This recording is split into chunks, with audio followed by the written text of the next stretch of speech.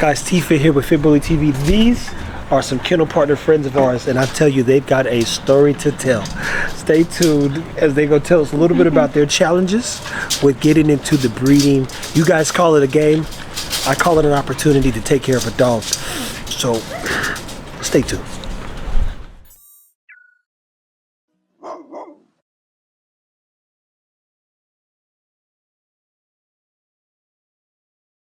This is my buddy Jamal, man. I met him through the homie Sean. Yeah, at the gym, man, at the gym. He was like, he's one of those guys, I think he was kind of excited. He's like, man, I get to go talk to the dog dude.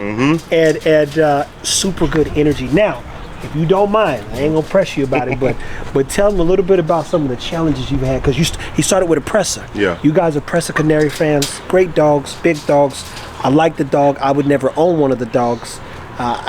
I don't personally see the opportunity, and not from a dog standpoint, but even from a business. We're being honest. You got to know that there's an opportunity to grow, right? And with the Presser, I think there's an opportunity realistically, because it nobody's talking about it. But then you got to be that guy. Yeah. And I think it's very difficult in today's time because it's a big dog. Yeah, So, very big dog. what's been your biggest challenge? Yeah. Is he gonna climb it? Yeah, she might. I'm sorry.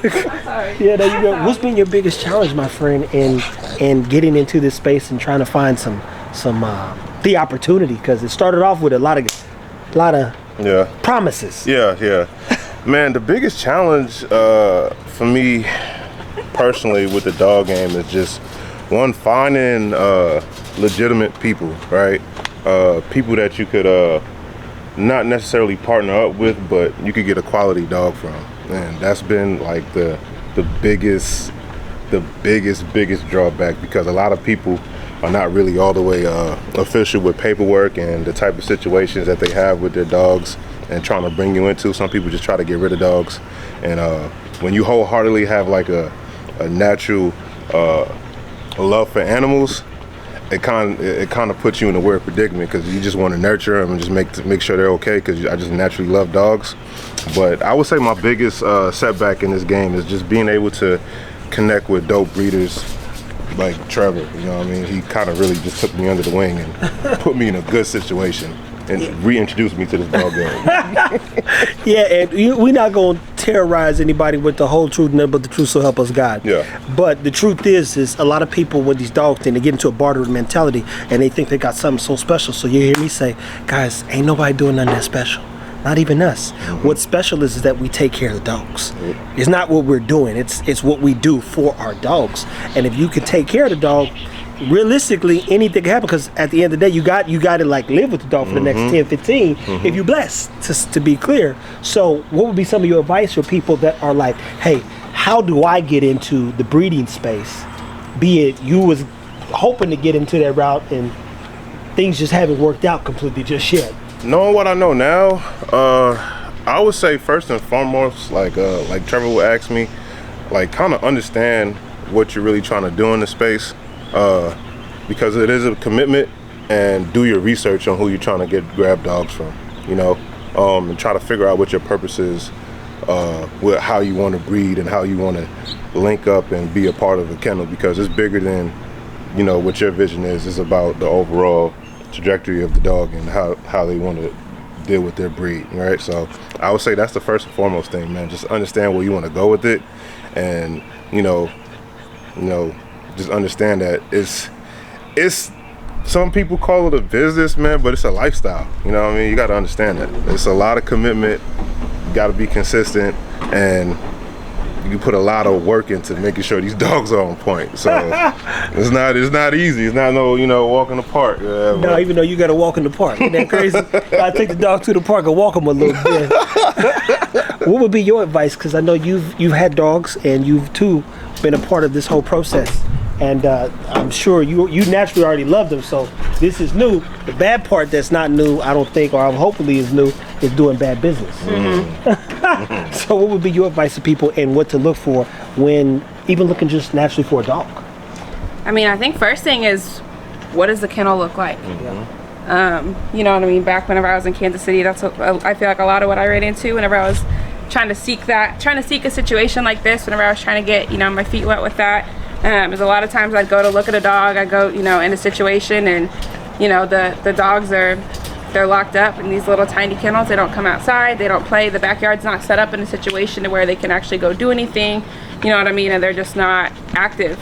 The owner's not there with them, you know what I mean, and it's just not a good lifestyle for the dog. So I definitely think, just me as somebody, again, we're animal lovers, right, but specifically the Bully's always been my breed. I love them to death.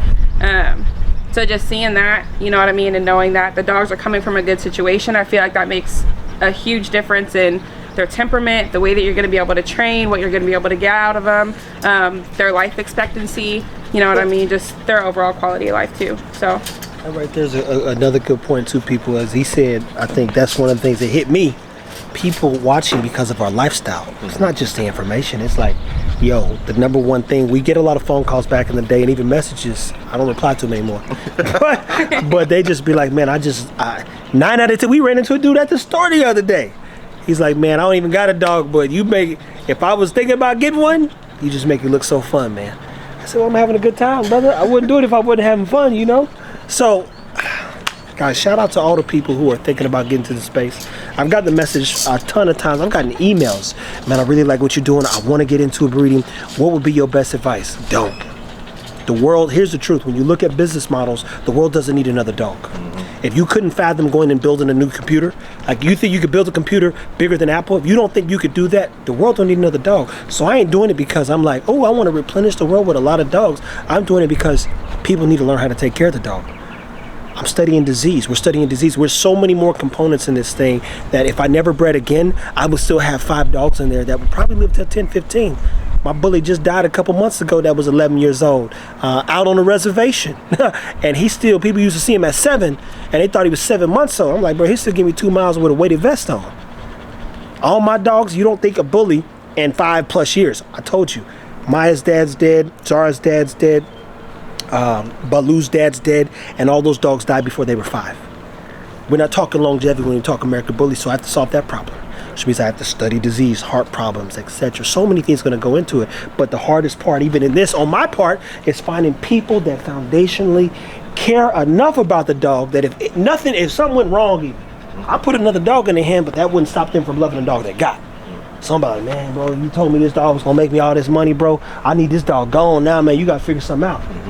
Shouldn't work that way. Yeah. Shouldn't work that way. And I know they love Lola. I know they love Doja. I know they all love every dog y'all got. Yeah. And you know what else is good? Is I'm getting a lot of pressure from, you know, like some people like, yo, man, what's going on, bro? What you got planned for my dog? Such and such. I don't get those phone calls because foundationally, they just take care of the dogs. And the beauty about it is the dog's coming on her first year. Yep. About to hit a year. And you know what? Because they're great kennel partners, and they're kennel partners in general, I said, look, everybody paperwork getting done. They're going to get their certificate. Then it'll be mad official. And it'll probably be the first step in a good while in the right direction where you feel relieved. Like, man, that's crazy, man. I couldn't get them to give me a signature or give me a postage stamp with a dog thing on it. They just was like promises. And the one promise that I try to make, and I don't even promise things, is just to do good business, man. Yeah. Like, if we don't do nothing else, we got to do good business. So I hate you guys had to deal with that. And there's so many more. So if somebody's overselling, they're lying. I don't oversell nothing. I say, guys, we got work to do. You hear me say that all the time. We got work to do. I ain't betting even on myself. We got work to do. And hopefully we figure it all out. Guys, thank you for watching TV here, Football TV people. Like, subscribe, and share.